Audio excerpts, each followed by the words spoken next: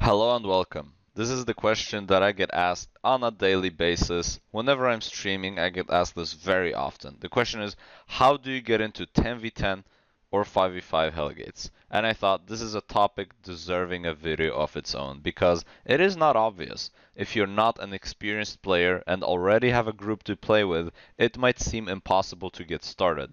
Also, there are not many resources available if you want to learn and improve, especially if you are just an average player who can't afford to throw away millions in gear. For this video, I will focus on 10s specifically, but the same concepts apply for 5s for the most part. And before we start, I just want to mention I will be hosting newbie-friendly Hellgate training sessions in our community Discord in an attempt to get more people interested in Hellgates. We are doing it this weekend on Sunday. Join the Discord in the description below if you're interested. The idea is to do these on a weekly basis, but we'll see how it goes and how much interest there is. So let me start with the obvious. Albion is all about networking, making friends and connections, and getting to know people so you can play with them. That is a big part of the game. If nobody likes you or wants to play with you, it doesn't matter how good you are, quite frankly. There is a social aspect to this game. I know, it's crazy. It's a multiplayer game. But let's get some prerequisites and misconceptions out of the way first. I'm going to be honest with you. If you don't have a somewhat stable economy and don't have at least a basic idea of how the game works, you will have a hard time joining teams.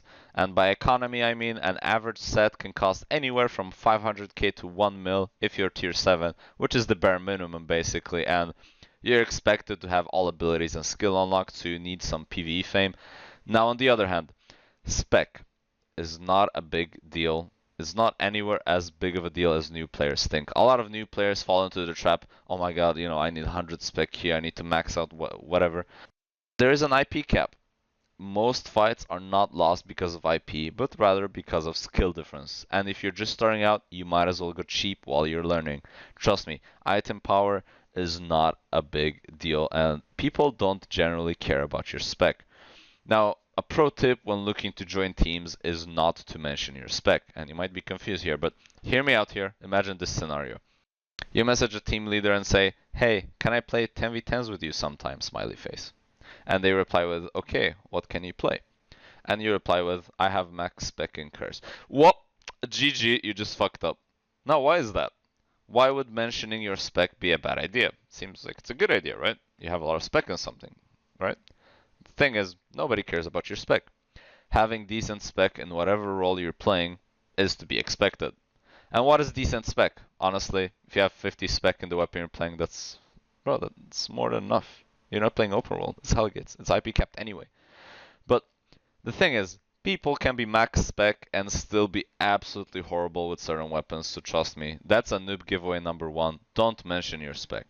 The reply should be something like, I have experience playing Life Curse and Damnation and ZVZs. I've played a bunch of Curse in 5s, but not in 10s, but I've watched a lot of VODs and I'm willing to practice and learn. Or something like that. Whatever. The point is, you want to show your PvP expertise and experience, at least in similar PvP content, rather than your spec. Telling your spec is generally a noob giveaway. So that would be my number one tip if you're trying to join teams. Do not mention your spec. So now for number 2, some general info about Hellgates. Everyone I know plays out of Carleon. Asking where you're playing out of is a general noob giveaway, or you're someone who is a returning veteran. Basically, make sure you know all the basic info. Most people play out of Carleon. You need at least 1000 base item power to enter 10v10s, and so on. Make sure you know your basics on how Hellgates work, because the seeming of being a newbie will, make it less likely you'll get invited in the future. Number 3 is networking and how to find teams. Honestly, for this one, it's a closed web of people, but it's not that difficult to slip in and ask people to join. You want to find someone who knows a caller or is a caller or plays a lot and PN them. "Hey man, I've really wanted to get into 10v10 Hellgates. Is there any Discord you can invite me to? I would love to watch or fill if you need someone," or blah blah blah. You write whatever is more fitting for you. And how do you find these people? Well, you don't want to message random strangers either, but joining communities is the way to go. If you are in a guild that primarily does PvP, you can probably ask around, and chances are there will be people there who have connections and will help you. if your guild does 20v20s, it's possible some people there also do Hellgates. Pretty common. Again, all about networking and thinking of ways to find your way into a Discord, and from there it's just a matter of time. Some people do newbie friendly masses or pug masses, and once you do find the contacts, it's all about convincing them how can you make yourself more likely to be able to join this type of content. And this leads me to number 4, how to maximize your chances of getting into a team. My best tip would be just to do any group PvP content, whether it's ZVZ, small scale inroads, or open world, 5v5 Hellgates, 20v20s, or anything like that.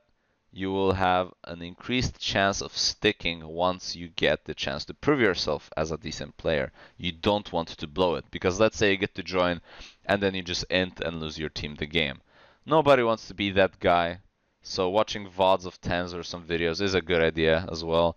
And the PvP skill aspect translates from other types of PvP. If you're good in one kind of PvP, chances are you'll be at the very least decent starting out in something else. Hell, even being good in 2v2s can get you there. Some practice and boom. Even pro solo PvP players will have an easier time transitioning rather than someone without any PvP experience at all, because they know how to press their buttons. So if you have another type of qualification, let's say, I have 10 mil infamy corrupted or something, for example. That's better than not having any infamy in anything. So, yeah.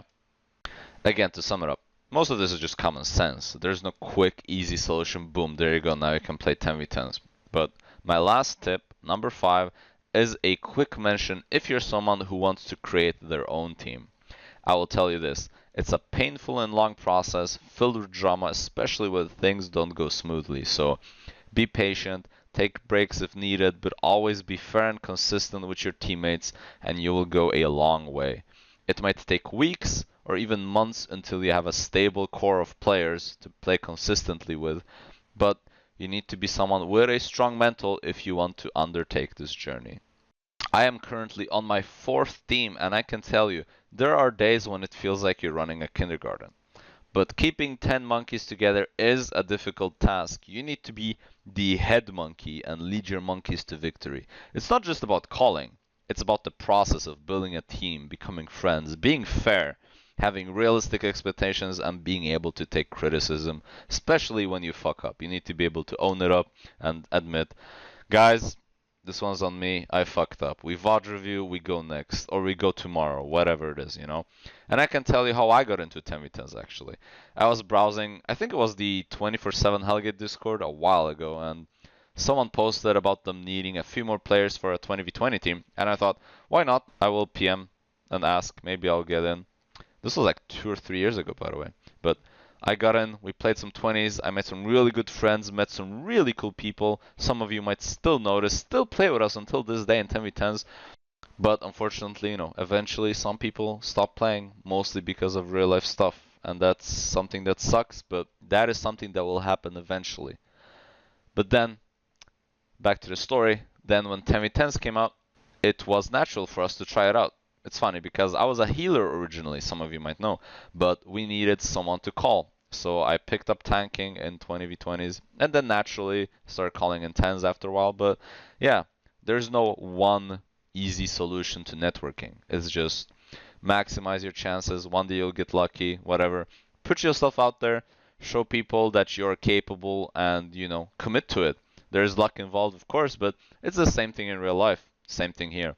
But again, if you're an experienced player and you think you're capable and want some 10v10 experience, I will try to host these weekly training scrim practice sessions every weekend. Please join the Discord. The more interested people are, the more likely I'll be to do these, and maybe we'll open up a hub for newer players to connect, to play with each other. We'll see. I just really think this video is necessary and hopefully will be hopeful to some of you. I hope you enjoyed this video and have a good one.